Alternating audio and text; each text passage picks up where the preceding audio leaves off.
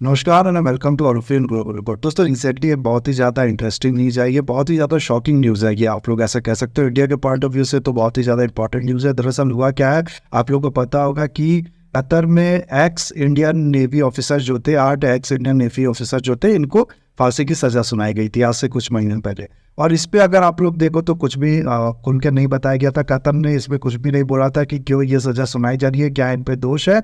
बहुत ज़्यादा क्लियरली, बहुत ज़्यादा डिटेल में इसके बारे में नहीं बताया गया था। लेकिन कतर के कोर्ट ने ये सज़ा जो है इन एक्स इंडियन नेवी ऑफिसर को, जो रिटायरमेंट के बाद काम करते थे कतर में एक कंपनी में जिसका नाम था दारा ग्लोबल लिमिटेड। और ये कंपनी में आप लोग को बताऊँ ना, तो कतर की जो आर्म फोर्सेज है उनको ट्रेनिंग देने का काम करती थी। और इस तरीके के बहुत से काम थे, बहुत से कनेक्शन थे, आप लोग ऐसा कह सकते हो, कतर के जो आर्म फोर्सेज है उनके साथ। उसी कंपनी में ये जो इंडियन नेवी ऑफिसर्स थे जिनको फांसी की सज़ा दी गई थी, वो ये काम करते थे। और इनको फिर आप लोग कह सकते हो, जो कतर की कोर्ट है, 26 अक्टूबर को डेथ सेंटेंस जो है वो दिया गया था कतर की कोर्ट द्वारा। उसके बाद अगर आप लोग देखो ना, तो इंडिया की जो अथॉरिटी है उन्होंने कहा था हम लोग इसके अगेंस्ट में अपील करेंगे हायर कोर्ट में। सारे आप लोग कह सकते हो, इनका कहने का ये मतलब था, इनके ये इस तरीके की बातें की गई थी इंडिया की तरफ से कि हम लोग पूरी कोशिश कर देंगे, एड़ी से चोटी का दम लगा देंगे इन लोगों को वहाँ से बचाने में।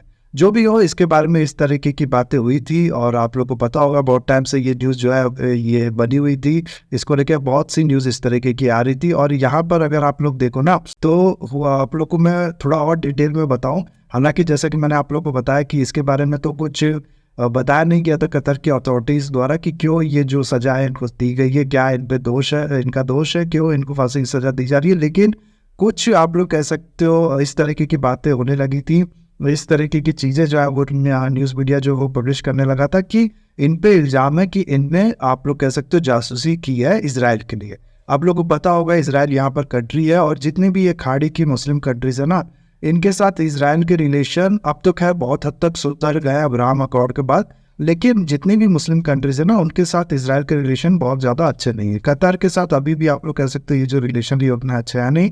तो इन एक्स नेवी ऑफिसर जो है इंडिया के, इन पे यही इल्ज़ाम लगा था कि इन लोगों ने इजराइल के लिए, आप लोग कह सकते हो, जासूसी की है।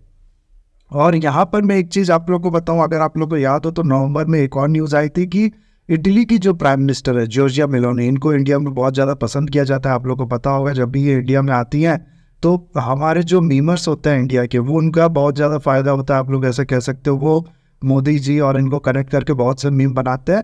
ये अब इंटरफेयर करेंगी इस चीज़ में और इंडिया को अहम करेंगी कतर से इन एक्स नेवी ऑफिसर को छुड़वाने के लिए। इस तरीके की न्यूज़ आई थी नवंबर में, अगर आप लोग को याद हो तो यहाँ मैं आप लोग को बताऊँ ना, इटली की प्राइम मिनिस्टर का इन्वॉल्व होना इसमें, ये न्यूज़ जो है ये काफ़ी बड़ी डेवलपमेंट क्यों थी, इसके बारे में मैं थोड़ा आप लोग को बताऊँ। तो आप लोग ऐसे समझो इस चीज़ को कि जो कतर है ना, वो क्या कर रहा था कि वो अपने जो डिफेंस वेपन्स है इन सबको बढ़ाने में लगा हुआ था। और ऐसे में कतर ने चाहा था कि हम लोग जो सबमरीन है वो खरीदते हैं। लेकिन ये चीज़ कतर बहुत ज़्यादा सीक्रेटली खरीद रहा था, कर रहा था, आप लोग ऐसा कह सकते हो। कतर जो है वो इटली की एक कंपनी के साथ जो सबमरीन है वो खरीद रहा था, खरीदने की कोशिश कर रहा था। और ये चीज़ बहुत ज़्यादा कॉन्फिडेंशियल थी, इसके बारे में किसी को पता नहीं था। क्या इसमें आप लोग कह सकते हो इस सबमरीन के फीचर्स होने वाले, इसके बारे में कुछ नहीं पता था। और इसी के बारे में आप लोग कह सकते हो कि ये जो एक्स नेवी ऑफिसर हैं, जो कि काम करते थे एक कंपनी में कतर में, दारा ग्लोबल लिमिटेड, रिटायरमेंट के बाद। और ये कंपनी मैं आप लोग को बता दूं ना, ये कंपनी का काम था कि जो कतर के आर्म फोर्सेस है उनको ट्रेनिंग देना।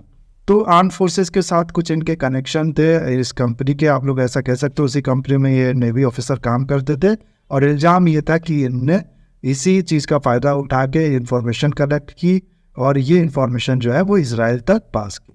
तो इटली का एक एंगल यहाँ पर आप लोग को इसमें ये समझ में आ रहा होगा। उसके अलावा अगर आप लोग देखो ना, तो इटली पे आप लोग कह सकते हो इंडिया का एक ऐसा नहीं कहना ठीक होगा। दरअसल हुआ क्या था, एक केस था एनरिका लेक्सी केस, आप लोग को पता होगा इसके बारे में। ये न्यूज़ में बहुत ज़्यादा बवाल मचाई थी पहले 2013-14 के टाइम पे, मेरे को याद है। हुआ गया था कि इटली के जो 2 नेवी ऑफिसर्स थे ना, उनने इंडिया के कुछ फिशरमैन्स को शूट कर दिया था इंडिया, यहाँ पर आप लोग ऐसा कह सकते हो इंडिया की कोस्ट के पास। और इसके बाद फिर इंडिया की जो गवर्नमेंट है उसने केस भी चढ़ाने की कोशिश की थी। लेकिन किस जो भी करके आप लोग ऐसा कह सकते हो, ये जो नेवी ऑफिसर थे जिनने शूट किया था ये बच गया, ज़्यादा इन लोग को सज़ा नहीं हुई।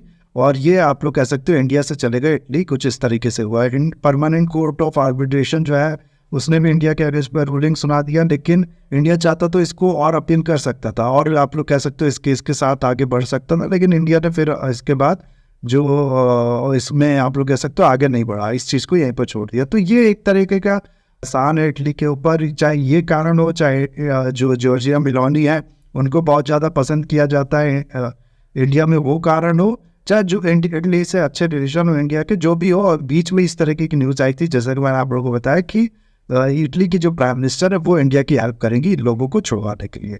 उसके बाद फिर आप लोगों को पता होगा कि हाल में दुबई में कॉन्फ्रेंस ऑफ पार्टी जो मीटिंग होती है क्लाइमेट चेंज को लेके, उसकी 28वीं मीटिंग हुई थी। उस पर अगर आप लोग देखो ना, तो इंडिया के जो प्राइम मिनिस्टर मोदी जी वो कतर के एग्री के साथ यहाँ पर आप लोग देख सकते हो ये ऐसे मिलते हैं। और इसमें आप लोगों को देख के लग नहीं रहा होगा कि दोनों कंट्रीज के बीच में कुछ इशू है। इशू तो खैर नहीं है, लेकिन दोनों कंट्रीज के बीच में इतना बड़ा एक विवाद है, ये देख के आप लोगों को नहीं मिलने लग रहा होगा कितने गर्मजोशी के साथ ये मिलते हैं। और इसके बाद आप लोग कह सकते हैं इस मीटिंग के बाद थोड़ा बहुत हमारे लिए जो अच्छी न्यूज़ है वो आने लगी। इसके कुछ टाइम बाद ही जो इंडिया के एम्बेसडर थे वहाँ पर उनको कॉन्सुलर एक्सेस दे दी गई इन लोगों के लिए।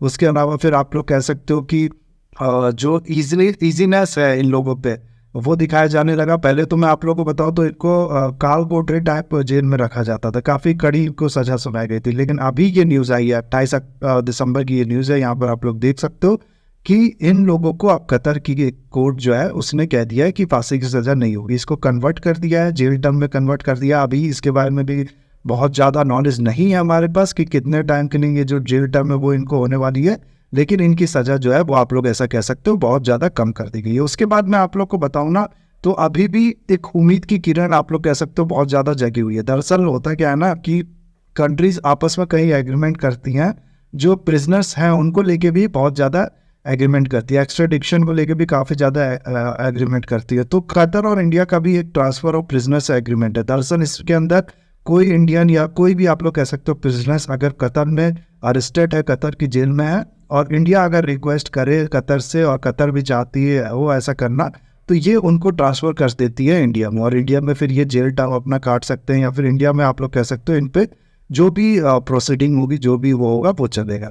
तो इस तरीके के एग्रीमेंट, इस तरीके की आप लोग कह सकते हो संधि दोनों कंट्रीज़ के बीच में है, और इसी के अंदर आप लोग कह सकते हो कल को हम उम्मीद है अभी होगा नहीं होगा इसके बारे में तो हम लोग कुछ भी नहीं कह सकते, लेकिन एक उम्मीद है कि कतर जो है इन 8 नेवी ऑफिसर्स को भेज दे इंडिया में। तो ये एक बहुत ही बड़ी राहत की बात है, इन लोगों की फैमिलीज़ के लिए बहुत अच्छी न्यूज़ है, हमारे लिए एज अ इंडिया बहुत ही अच्छी न्यूज़ है। और आप लोग कह सकते हो कि ये काफ़ी ज़्यादा इंडिया की जो पावर है, इंडिया की इस समय जो सॉफ्ट डिप्लोमेसी है उसको दिखाता है। तो ये थी पूरी news guys. I hope video आपको अच्छा लगा होगा, इसे लाइक कमेंट शेयर सब्सक्राइब जरूर कीजिएगा। That's all, have a nice day.